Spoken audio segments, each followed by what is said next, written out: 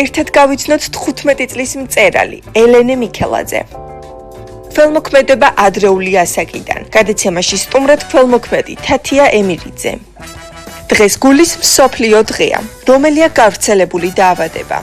თემაზე ვსვლად ისაუბრებს კარდიოლოგი ტარიელ ჯახია. და ბოლოს სამკაულის დიზაინზე გვესაუბრება ინგა მეგრელიძე.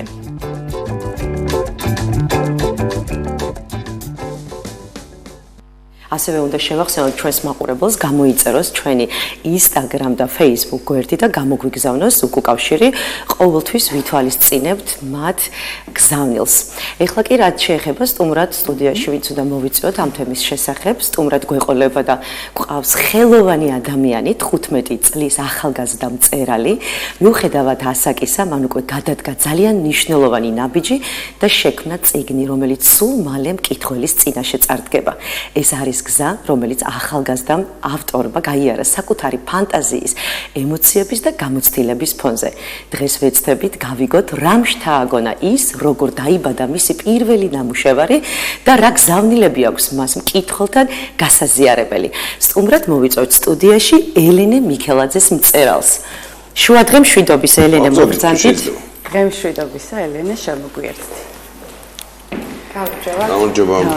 გამარჯობა. ელენე, რა იყო ის ნაბიჯები, რაც აქამდე მიგიყვანა? 15 წელი არ არის, ასე ვთქვათ, ხანგრძლივი პერიოდი, მაგრამ არის თქვენი ასაკისთვის უმნიშვნელოვანესი.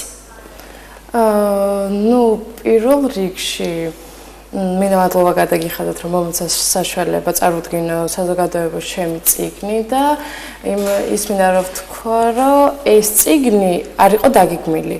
მქონდა ჩემი ჩანაწერები, რაზეც შემდეგ გადაწყდა, რომ გამოსულიყო წიგნის სახით, იმიტომ რომ მინდოდა ადამიანებისთვის მეჩვენებინა იმ თვალით დანახული ცხოვრება, რასაც ძირითადად ვერ ასწრებენ. და იმიტომ რომ ისეთი სიჩქარით მიდიან ცხოვრებაში, ის რაღაც პატარა დეტალები, რაშიც რეალურად ბედნიერება არის და იმალება, იმას ვეღარ ამჩვენ და ამიტომ რაღაცნაირად ვიფიქრე, რომ შეიძლება პატარა წიგნი, რაც შეიძლება იყოს ადამიანებისთვის შეხსენება.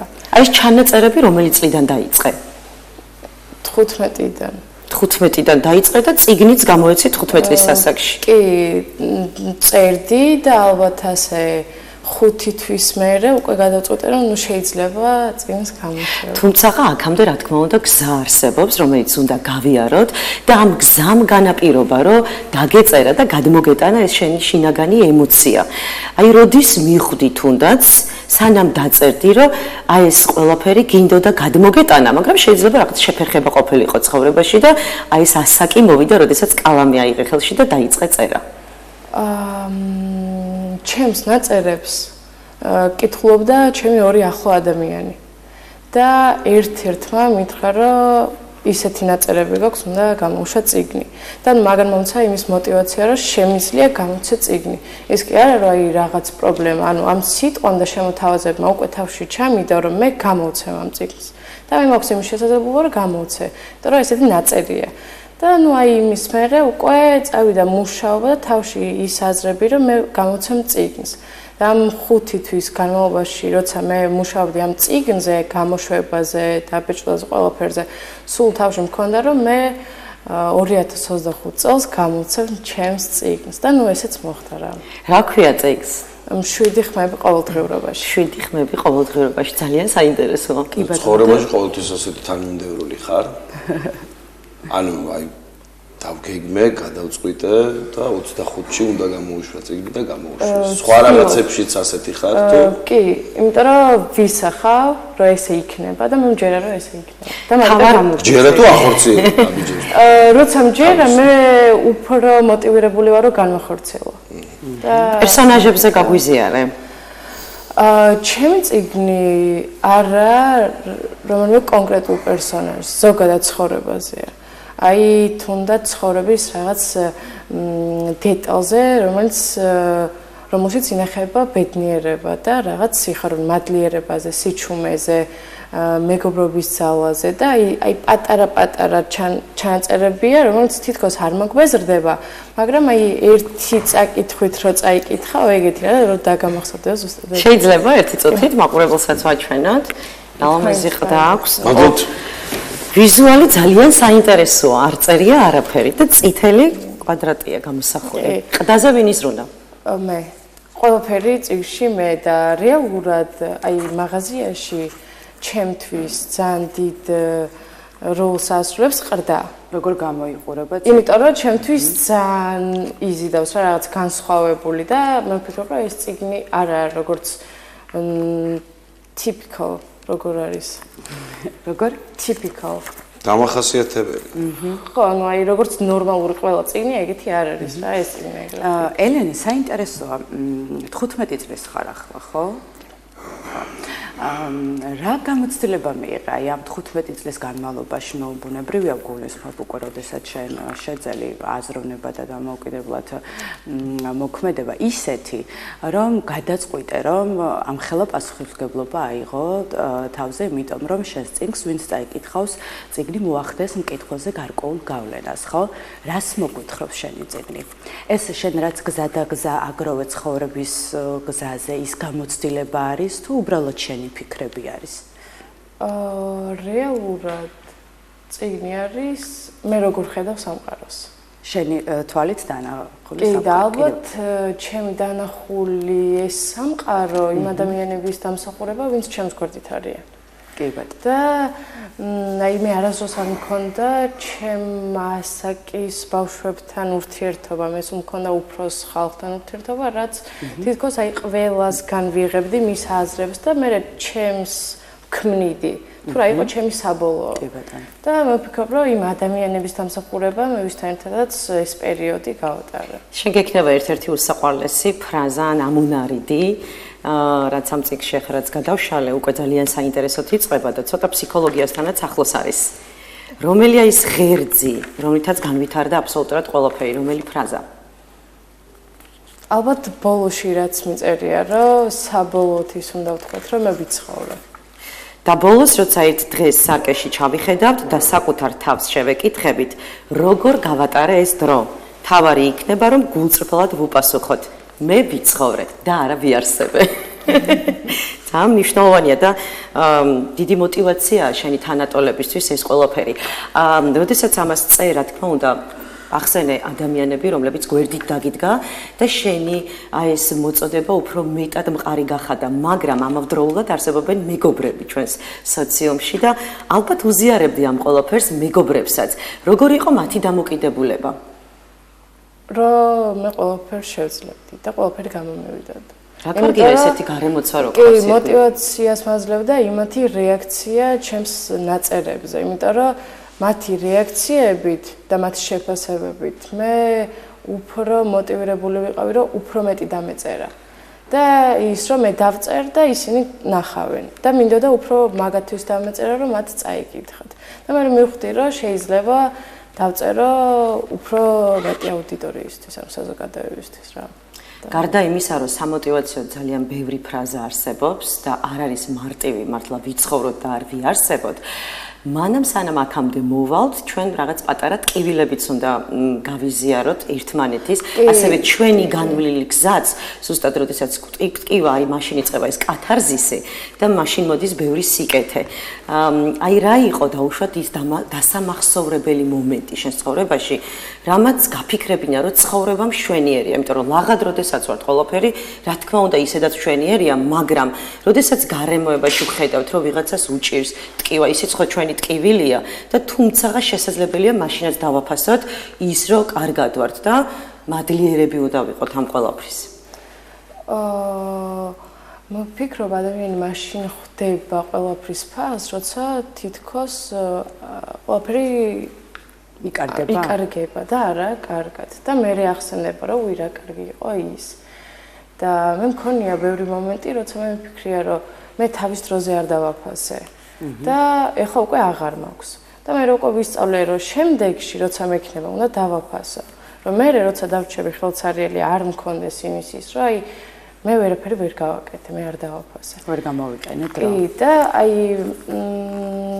ჩემს გვერდით ისეთი ადამიანია რომლის გამოც მე მზად ვარ ყველაფრის მადლიერი ვიყო. იმიტომ რომ აი ადამიანმა ისეთი ადამიანი გამომიგზავნა, ვისთვისაც მე ვფიქრობ ხალხი ბრძოლობს და მე ვფიქრობ რომ რადგან ეს მე გამომიგზავნა მე ვალდებული ვარ ყველაფრის მადლიერი ვიყო და ყველაფერი დავაფასო. იმიტომ რომ მე ის მაქვს ცხოვრებაში რაც შეიძლება სხვას არ კონდეს. და მე ისეთი ცხოვრება შეიძლება მაქვს რაც შეიძლება ბევრი ნატრობს. და მე აი სულ მაგაზე ვფიქრობ სხვას არ აქვს მე მაქვს დააფასე. რომ სანამდრო გქონდეს რა. ელენე ეს გზავნილი შენი თანატოლებისთვის უმცროსებისთვის რა დიდებსაც შეუძლიათ რამე გამოიტანენ მაგეთან. ყველასთვისაა მე ვფიქრობ. აი ყველა საკისთვის მე ვფიქრობ რა რაღაცა. თუ გიფიქრია ამაზე ან თუ მიგიცია შენ თავისთვის უფლება და უშუალოდ იმაზე ფიქრის რომ 10-15 წლის მერე შეიძლება შე თვითონ გადაშალო შენი წიგნი მაგალითად და რაღაცებს არ დაეთახო. ან თქვა რომ პრინციპში რა არის ეს ახლა უკეთესი დავწერე. ერთ წიგნზე ხო არ ჩერდებიან ხოლმე. ხო და დაწერს. ხო, ანუ მაინტერესებს ხო პროგნოზებს ყველა ვაკეთებთ, ადამიანი მაინც მომავალში ცხოვრობს. ანუ მე ვფიქრობ ეს წიგნი ისეთ რაღაცაზე დავწერე და ისეთი გზა მაქვს არჩეული, რომ ეს 15 წლის მერე არ შემეცვლება. იმიტომ რომ ეს წიგნი არის მადლიერებაზე, რაც ყოველთვის ცხოვრებაში უნდა გქონდეს, რა რაღაცის დაფასება, რაც გვაქვს. და მე ვფიქრობ, რომ რავი ეს წიგნი რაღაცნაირად არ შემეცვლება. ნუ შეიძლება რაღაც ნაწლები შევცვალო, გავაკრიტიკო თავი და რაღაც, მაგრამ მე ხო, მაგ სუბიექტურ რაღაცებზე ლაპარაკობ. აი მე ვფიქრობ, რომ ჩემო საკში მე ჩემი გავაკეთე. და ნუ აი ყველაზე მეტად ის გამახარებს, რომ აი 15 წლის მერე ჩემი შვილი დაიჭერს წიგნს, რომელიც დედამისმა 15 წლის ასაკში გამოუშვა და მე ვფიქრობ, რომ ძალიან დიდ მოტივაციას მივიცემ. აი როგორი თაობა მოდის, რა სასიხარულოა ჩვენთვის ბუნებრივია ამ წიგნს ყოველთვის ეყოლება შენი ასაკის მკითხველი, ხო? და მთავარი აუდიტორიაც ალბათ ის თაობა არის რა ასაკშიც ახლა შენი მყოფები. საინტერესოა რომ შენ როგორ ფიქრობ როგორი მკითხველია მოზარდი? რა მოსწონთ, რისი წაკითხვა სურთ? რისი ამოკითხვა უნდათ ყველაზე მეტად, როდესაც ინტერესდებიან რაღაც გარკვეული ჩანაწერებით და წიგნებით? არ ვიცი. საერთოდ როგორ ფიქრობ, კითხულობს თუ არა მოზარდი? რეალურად რო ვისაუბროთ, რაღაც საზოგადოებას წიგნის კითხვა არ მოსწონთ. და იმ საზოგადოებაში შევდივარ მეც. იმიტომ რომ აი რაც უნდა გასაკვირი იყოს, აი რაღაცნაირად არ მაქვს სურვილი და მე წაიკითხო წიგნი? კი. და რაღაცნაირად გონია რომ არის დიდი და რაღაც და მაგითო ჩემი წიგნიც გამოეშვა პატარა.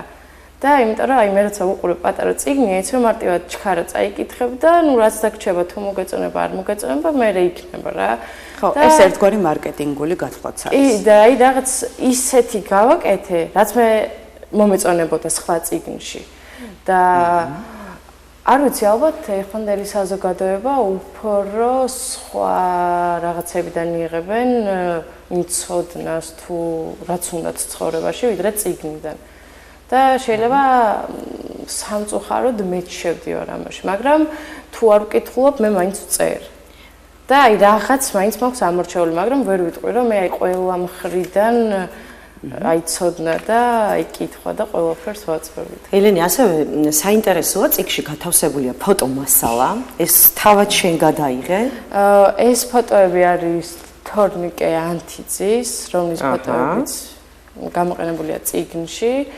და რავი, საბოლოოდ აი მიზანიც ეგ იყო, რომ ფოტოწიგნი გამოსულიყო. ფოტოწიგნი გამოსულიყო. მე როგორც ვიცი, ეს წიგნი ძალიან მალე იქნება გაყიდვაში. გაგვიზიარე ეს ინფორმაციაც, მაყურებელს გაუზიარე.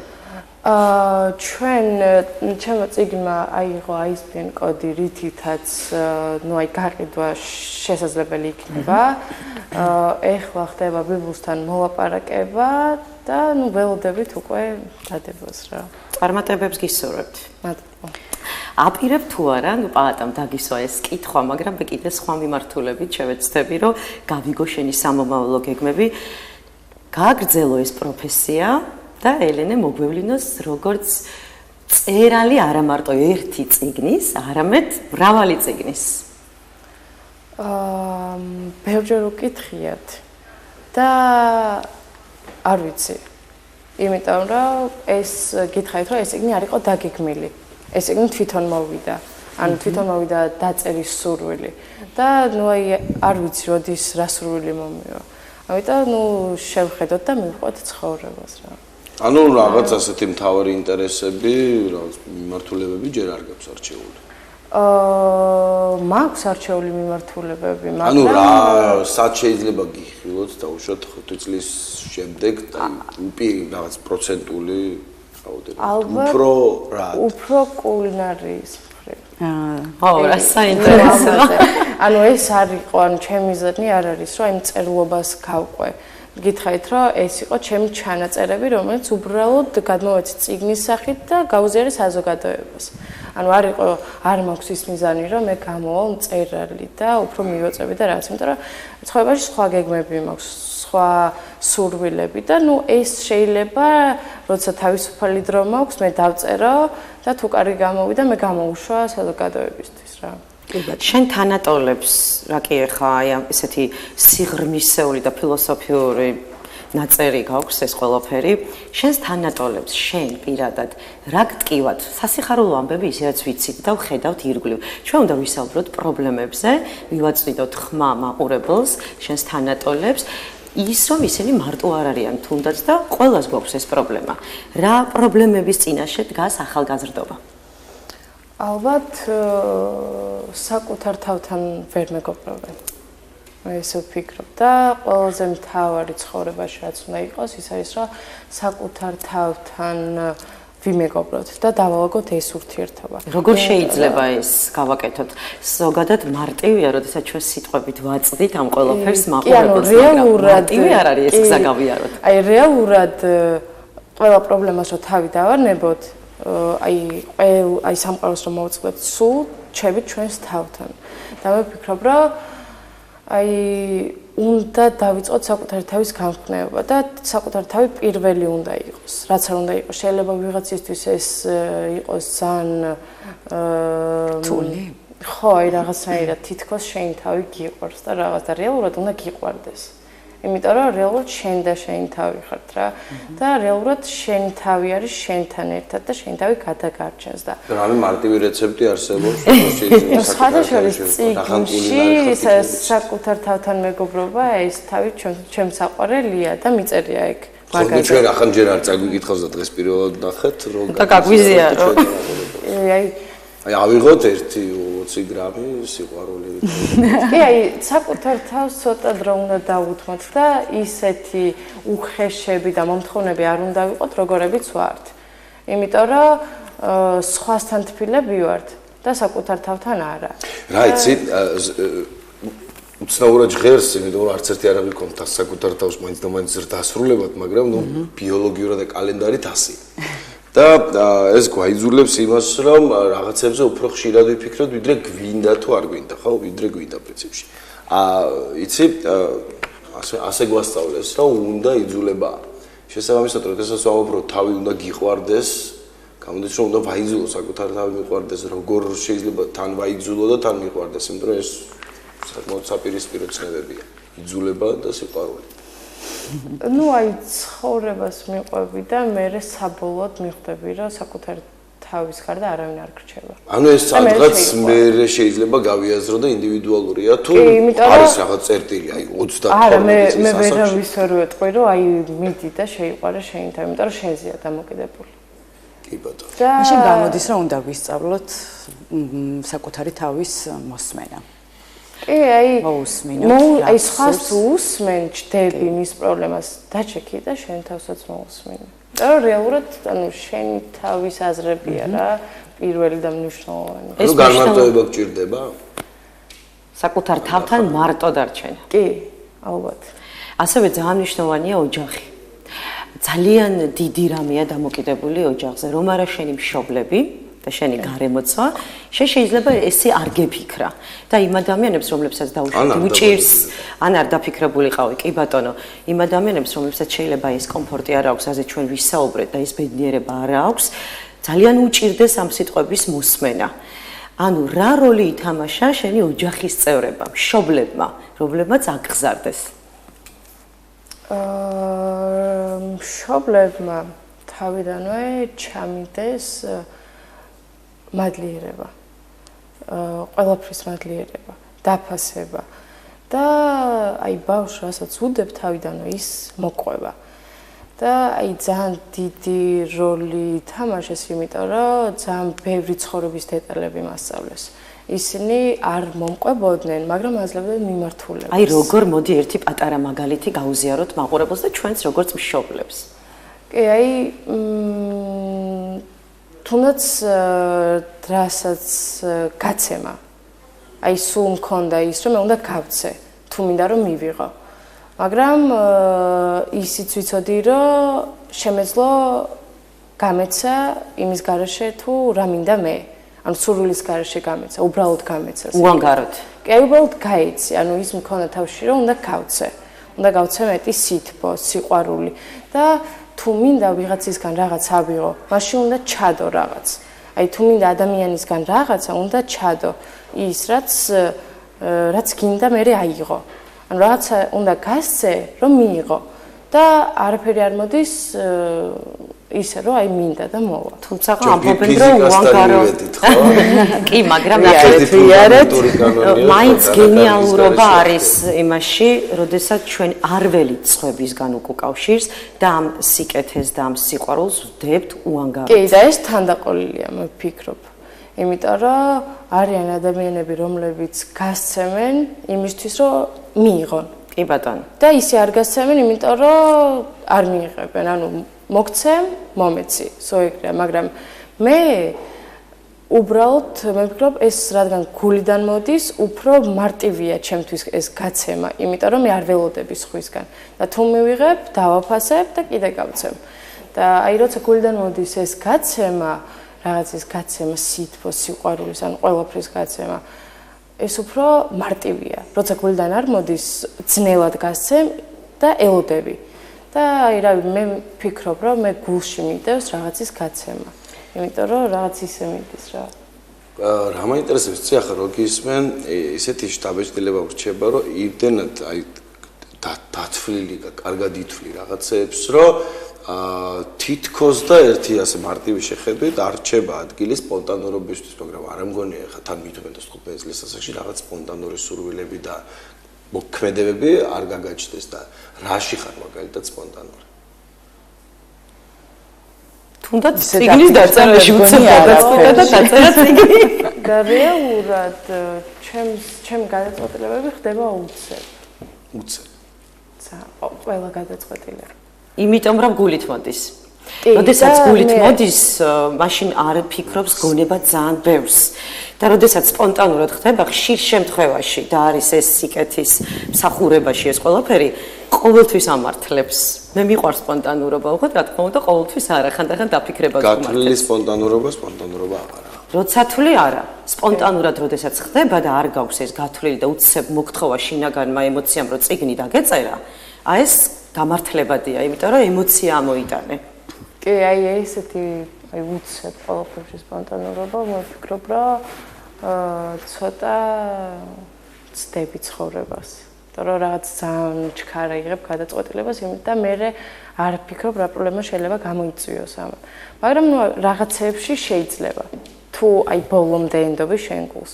და როცა ბოლომდე ენდობი შენ გულს, იცი რომ ყველაფერი იქნება კარგად. და რაც ჩაიფიქრე, ის გამოვა რა. ну აი როცა აი ცოტა ისე უყურებ რომ აი არ ვიცი აი მე ეს რაღაც გლობალურ საკითხებზე მაგრამ ხო არის რაღაც ყოველდღიური რაღაცები ნებისმიერი მოქმედება რაც ხარნერ დიდ პრობლემებს არ იწვევს ხო აი არ ვიცი მე მქონია ბევრი ესეთი გადაწყვეტილება აი ძალიან მარტივად მე ვიცი რომ ადამიანები თმის შეჭრაზე ძალიან დიდი ხანი ფიქრობენ მე ხამე მომივიდა რომ მე მინდა რომ გადავიპარსო და მეორე დილას მე გადავიპარსე თმა ანუ მე არ მაქვს ის რაღაც ფიქრები როცა მინდა თითქოს როცა კი როცა არის მნიშვნელო საკითხები სადაც საერთოდ არა აუცილებელი ბევრი ფიქრის ადგილი და დრო კი, იმიტომ რომ ცხოვრება მიდის და ის თმაც ამოვა, ხო? აი, როცა ცხოვრება მიდის, აი გამოსწორდება რა, თავისით გამოასწორებს, შეიცვლება, მაგრამ აი როცა ისეთი რაღაცა, რაც შენ უნდა გააკეთო, იმას ცოტა უნდა დაფიქრდე. იმიტომ რომ შეცდომის შეცდომის გამოსწორება მე ძნელია. ვიდრე გაკეთება. ელენე ძალიან საინტერესო სტუმარი ხარ და მე ვფიქრობ, რომ ახლა ჩვენ უფრო ჩავუღრმავდეთ ცხოვრების ყოველდღიურობას და ასე შემდეგ, დრო არ გვეყოფა გადაცემის. ამიტომ ამჟამად უნდა დაგემშვიდობოთ, მაგრამ იმედი მაქვს, რომ ხშირად შევხვდებით ერთმანეთს. და წარმატებებს ვუსურვებთ ელენეს და ძალიან მალე ნახავთ კითხველს გისურვებთ პირველ რიგში. დავემშვიდობებით სტუმარს და რამდენიმე წამში ისევ დავბრუნდებით.